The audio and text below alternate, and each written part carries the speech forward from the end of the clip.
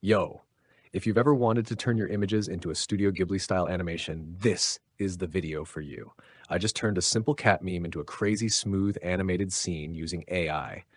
And the best part, you can do it in minutes. Let me show you how. All right, first thing I did, went straight to ChatGPT and generated a Studio Ghibli-style version of a cat meme. You know, the one with its tongue out? But now, it looks like it came straight out of My Neighbor Totoro or Spirited Away. Absolute masterpiece. Next up, I hopped onto Kling AI. This tool is straight up magic for animation. Logged into my account, went to the video section on the left, and clicked on Image to Video. Here's where the fun begins. I uploaded my Ghibli-style cat image, left all the settings on default because Kling AI is just that good, and made sure I was using Kling V16 for the best quality. Then I hit that Generate button. A few minutes later, boom, the animation was ready. And let me tell you, this thing looked like an actual Studio Ghibli animation.